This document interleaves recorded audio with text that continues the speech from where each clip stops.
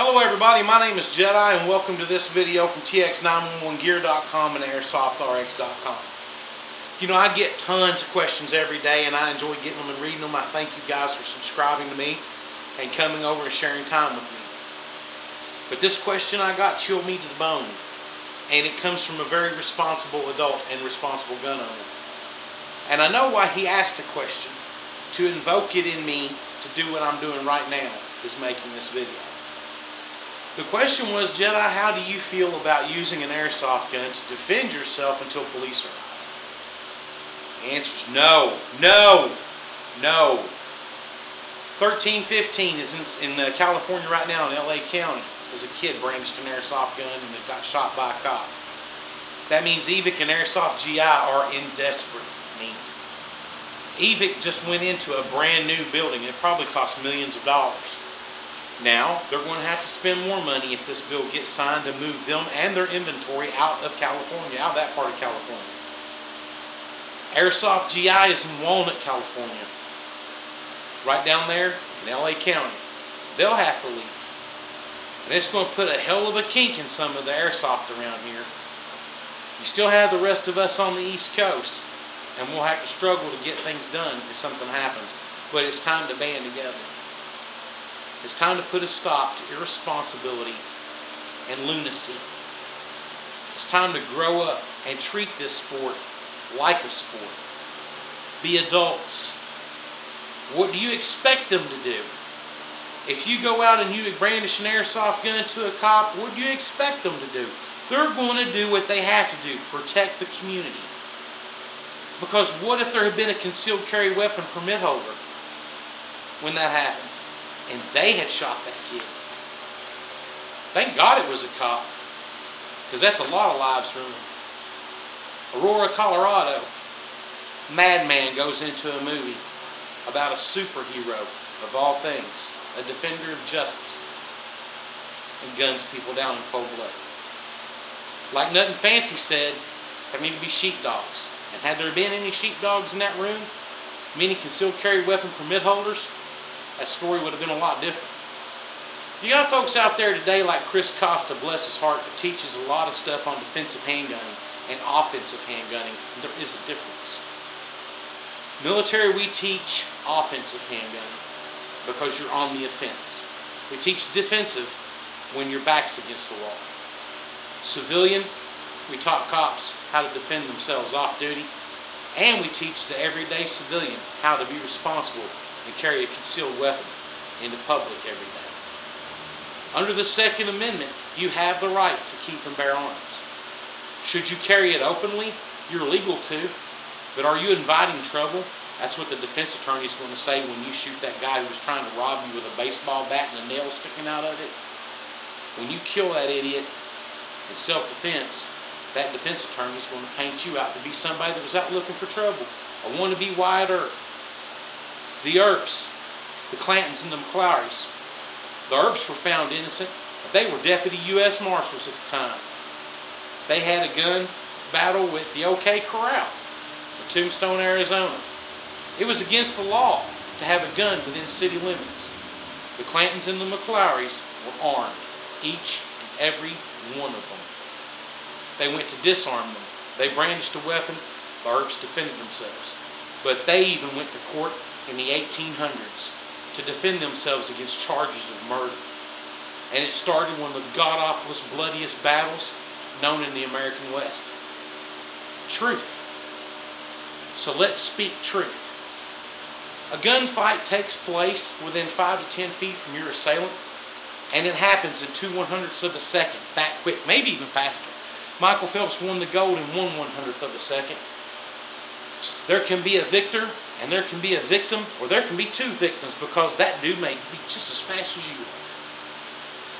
There's a thing called muscle memory, where you get in the vehicle every day, you put the seatbelt on without even thinking about it. It's muscle memory. Every day, you scratch your head with the same hand. You button your pants and tie your shoes the same way every day without even thinking about it. It's involuntary. It's muscle memory. If you practice what I'm going to show you, and in my opinion it's one of the fastest ways to present and win a gun battle, And it's not like a gun battle takes place on the streets of the United States every day. But there could be that one chance that it does, and you're on the wrong end of it. Happened to me. Williamsburg, Virginia, at the Pottery. I was out with my wife, my children, and my mother. And a former inmate that I put in jail came walking up to me with his hands in his pockets. First thing I did was I turned and told my wife to take the kids and my mom in the back of the store, get on her cell phone, call 911, let them know that I was off duty, what I was wearing, what was going on. Because if they drive up on the scene and you're holding a gun on a body on the ground, how they know he's not the good guy and you're the bad guy? You just bought yourself a one-way trip to the hospital. Happens. Verbalize. Let people know what's going on. If the people around you know what's going on, they're more than likely to come to court in your defense. So, you'll notice on my side I am wearing a KJW Glock 23. This is in a black hawk called a CQC Sportster holster. It is both Kydex and carbon fiber. I'm carrying it at a 45 degree, what they call the FBI cant, and I've got it off-centered off of my back hip, not next to my billfold.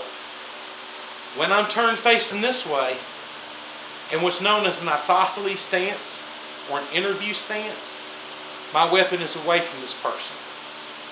If they come in and I grab an arm and I'm fighting with them, they can't reach around and get my weapon at any time. You have to think of everything that could go wrong and prevent it. A lot of people will tell you put your hand up here, draw your weapon, bring it up and do this and then shoot it out. It's too much crap, y'all. In my opinion, it's just too much crap. Then they want you to step out of the box and step in the box and draw a circle and a triangle. It's ridiculous looking, isn't it? And in that time frame where you're burning all these precious seconds, the idiot in front of you has a chance to gut you with a knife. And I'll be the first one to tell you, you show me a cop or a person that's not afraid of a blade, and I'll show you a person who has never been cut. I've been cut. It sucks. And there's people out there that can open you from the rooter to the tutor, brother, in seconds. They can get up on you, grab your throat, jab you, stab you 30, 40 times. Ask any SEAL team member, they can do it. Ask any Ranger, they can do it. Delta could carve you like a Thanksgiving turkey. Trained for it. They fight backhanded. See that knife, Pyro? Gerber, they fight backhanded. Stab this way, forward, back, slice. Slice, sideways, upways. All that power is in this wrist, bent down, and it's slicing up. This will kill you in a second. Don't underestimate that blade. Any blade, or the man who carries it and shows confidence with it. If a person comes at you with a blade, come here, son, step around here. We're not going to use the blade this time. We're just going to fake it because I don't want to stab myself. My son has a knife in this hand. This is my off hand. He's going to come at me with that knife. Well, I can grab his wrist, step in, boom, take him at the leg, take him down that way. I can grab his wrist, come up under, bam, bam, bam, bam, bam. Take him that way. Either way you look at it, he's mine. And there's ways around it. Okay? You can step back over there. You're in a gun battle. Firefight. Off foot. If you're right-handed, your off foot's your left foot. Vice versa with your right-handed or left-handed. Okay? This is your defense mechanism. Grab that arm, pull it out if he gets in close, push off. What you're doing is you're buying yourself time, and it's expensive. He comes up on you, push off, stand back. Get back, get back! Or you come out, you push off. Police officer, get on the ground, do it now! Everybody around you hears what's going on. If he doesn't stop, boom, boom, boom, boom, you stop until he stops. You shoot until he stops. Low ready. Some folks will tell you high ready. Wrong. What have you done? You've blocked off your peripheral vision to this side of your body. Low ready, you can see behind you. This foot in front stays planted. You pivot on it to do your reassessment. Pivot, pivot, pivot. If you pivot like this, you're off balance because now your body's twisted. You get hit from behind, you can't control it. If you're like this, you get a hit from behind, you can roll down, come out of it, boom, boom. See where I'm coming from? It's all in control. And you, my friend, have to be in control at all times. No ifs, ands, or buts about it. You lose control, you die. That's real. No dramatics. That's real. If you're up like this and you start doing this number, you've lost the ability to keep that line of sight. Once all threats are relinquished and he's on the ground, you can reholster, dial 911, step back and watch him. Keep scanning for threats. It's that simple. Or it could be like this. Put down the knife. Do it now. The knife hits the ground. Get on your knees. On your knees. Hands behind your head. Walk up. Scoot that knife back and stand on it. Somebody call 911 now, please. Done. All while looking for threats. It's that simple, that fast. And it can go south real quick. You pull an airsoft gun on somebody because you think you're going to scare the living crap out of them. He ain't, look at his little skinny butt out here in flip-flops and swimming trunks. Got a little flimsy t-shirt on. He ain't no threat to me. What about that gun you didn't see? Full size 40 caliber Springfield XDM. In my front pocket the whole time I was filming this video. Did you see it? Did you think it had the opportunity to be there? Guess what? It was there.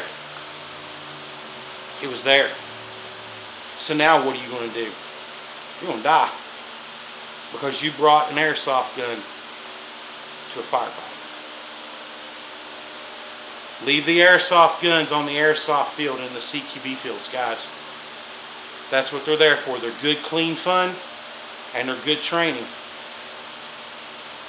But that guy could have some stashed away, and sometimes nowadays guns are so small, he could have had it in a little holster under his armpit and you never would have known it. Strapped to his upper thigh inside his swimming trunks, inside a pocket of his swimming trunks. You never know it's there. Never assume, or you become a victim.